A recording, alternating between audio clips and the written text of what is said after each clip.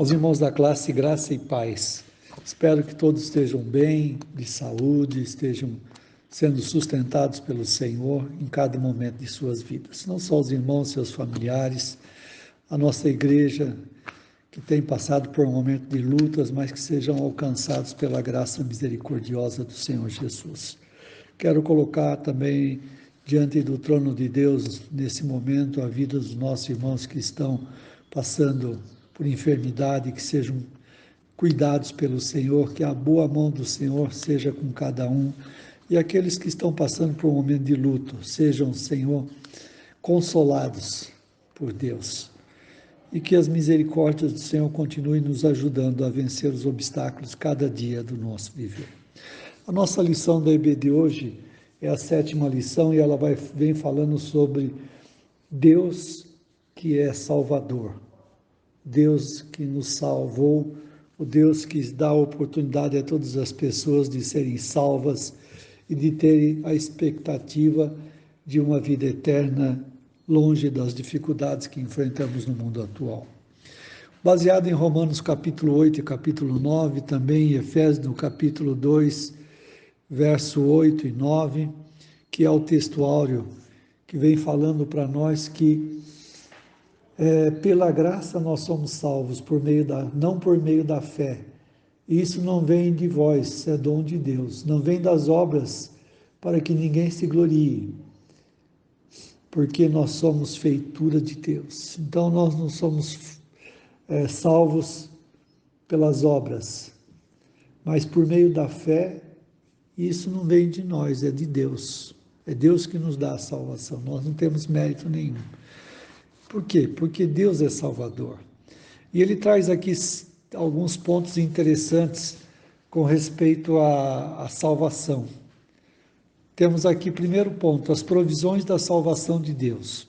Quais são as provisões que Deus preparou para que nós pudéssemos ser salvos? Segundo, a salvação, ela nos enche de esperança. Como Deus trabalha isso na nossa vida? Terceiro, a salvação de Deus nos dá segurança. Como nós podemos ter segurança na salvação? Quarto, a salvação é um ato exclusivo de Deus, não é nosso, não pertence a nós. E quinto, a salvação de Deus tem seus benefícios, seus benesses. É o que nós vamos considerar nesse momento, mostrando que é tamanha a salvação de Deus, ela não pode ser circunstancial, pois Deus mesmo faz a ação de salvar por meio de Jesus Cristo, seu Filho, que intervém na história dos homens, tornando-se um deles, sendo perfeito, o perfeito Adão, para cumprir completamente a lei.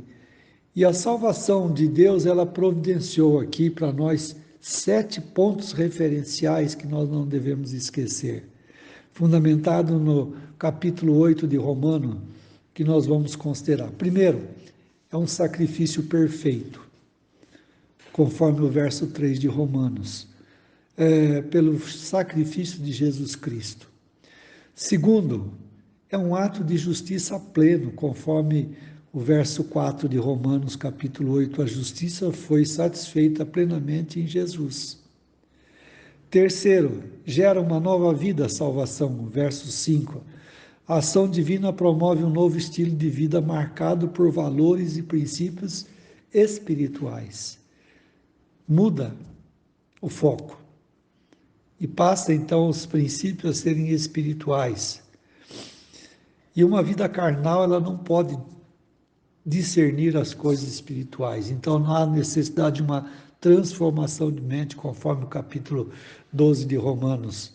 Não mais segundo esse sistema, mas uma nova mente, um novo entendimento, um novo processo na nossa vida. Um outro aspecto interessante da salvação de Deus é uma vida marcada por paz, conforme o verso 6. Somente Jesus na vida do homem pode produzir nele e por ele vida e paz. Mais nada pode produzir isso. Quinto, uma vida no Espírito, conforme o verso 9 do capítulo 8 de Romanos. É impossível ter uma vida cristã autêntica sem a ação direta do Espírito Santo. Se Ele não agir na nossa vida, a nossa vida cristã não tem valor nenhum. O sexto, uma vida no Espírito nos dá uma filiação divina, conforme os versos 14 até o 16 de Romanos capítulo 8. O Espírito Santo põe seu selo quando aceitamos Cristo e nos outorga a filiação com Deus e Pai. O sétimo aspecto, ele nos faz seus herdeiros e co-herdeiros de Cristo, conforme o verso 17. A ação de Deus tem como principal desfecho a eternidade. Somos herdeiros não das coisas materiais, mas das coisas celestiais. Então veja que essas são as provisões de Deus para a nossa salvação. Agora, como que essa salvação, no segundo ponto aqui, nos enche de esperança, conforme os versos 18 a 30 do capítulo 8 ainda de Romanos.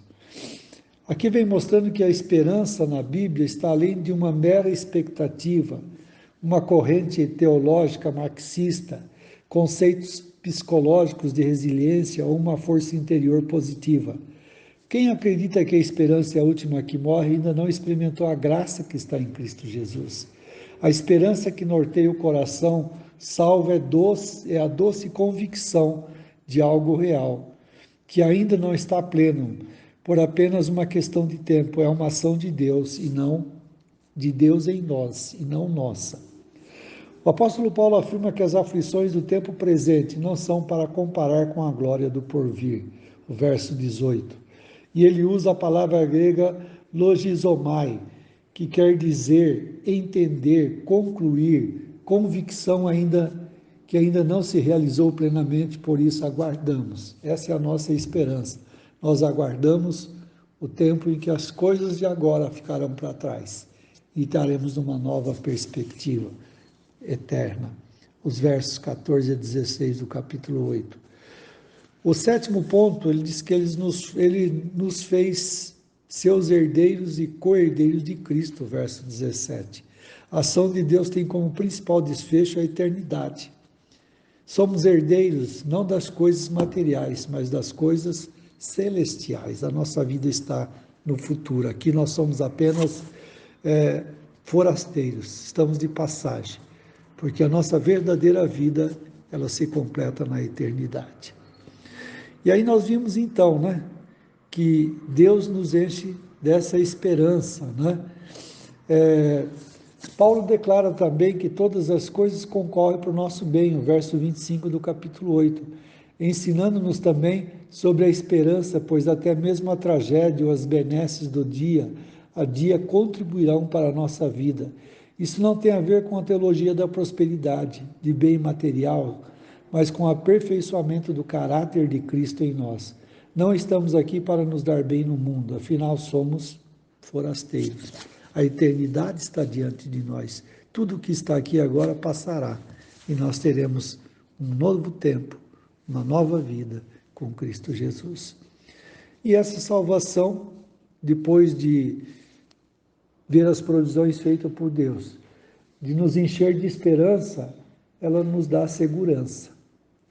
O terceiro ponto aqui fala que a salvação de Deus nos dá segurança baseada em Romanos 8, 31 a 39. Isto porque a salvação não é um ato amparado unicamente pela graça e misericórdia divina. E não tem a ver com meritocracia humana ou ritos religiosos. É amparado única e exclusivamente pela graça e misericórdia de Deus. A segurança da salvação é um fato à medida que cremos que ela é uma obra exclusiva de Deus. O apóstolo Paulo aponta algumas razões para termos essa tamanha segurança. Primeiro, foi Deus quem decidiu por nós, conforme o verso 31. A salvação pode até ser um desejo humano, mas jamais um ato do homem. Deus é por nós, Ele decidiu em nosso favor. Foi Ele quem nos fez, não a nós mesmos, conforme o Salmo 100, verso 3. O segundo aspecto é que Deus entregou o seu Filho por nós, o verso 32. Foi o preço alto pago para que a salvação não dependesse de nós, mas que dependesse dele. Terceiro, Deus nos dará com ele todas as coisas, o verso 32. Isso não é um mero conceito religioso que nos concede paz, vida plena e esperança. Fé, perseverança e a eternidade com ele. Quarto, Deus nos justifica. O verso 33 do capítulo 8. A justificação foi feita por Cristo na cruz. E ela foi satisfeita plenamente.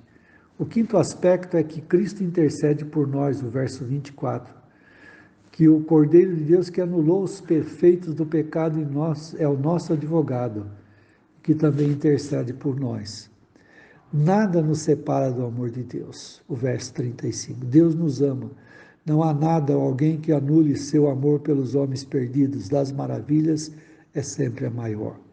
Sétimo, Deus nos fez mais do que vencedores, o verso 37. Somos vencedores nos méritos de Jesus. Mais que vencedores, vencemos o que jamais poderíamos vencer, a morte pelo pecado. Oitavo, Deus nos amou. O verso 37. O amor de Deus perpassa o sentimento, ele é pragmático. Em amor ele se tornou filho dos homens, para que os homens se tornassem filhos de Deus, conforme Romanos 5:8. Então nós vemos aí como a salvação nos dá segurança. Como Deus, por meio da salvação, nos dá segurança. Mas entendemos também que a salvação é um ato exclusivo de Deus. Deus não nos salva porque somos bons e maravilhosos, mas porque Ele é bom e maravilhoso. Paulo ele inicia seu discurso para argumentar a respeito da salvação com um tom de esclarecimento solene. Digo a verdade em Cristo, não minto, o verso 1 do capítulo 9.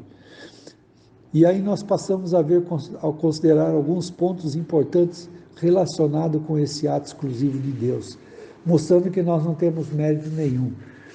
Primeiro ponto, conforme os versos 4 e 5 do capítulo 9. Ser judeu não torna ninguém apto para a salvação. O fato de Paulo ser um autêntico israelita não o fez salvo. Isto porque ritos, leis, alianças, promessas e patriarcas são insuficientes à salvação.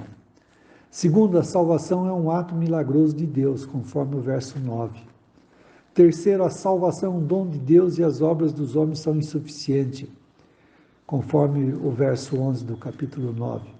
Quarto, laços de parentesco de sangue não garantem salvação. Quinto, a salvação redunda na glorificação de Deus, o verso 16 e 17, porque ela promove venturas aos pecadores, mas exalta ao autor da salvação e não objeto dela. Sexto, a vontade de Deus faz da salvação um fato, o verso 19. O sétimo ponto, a salvação não cabe na razão humana.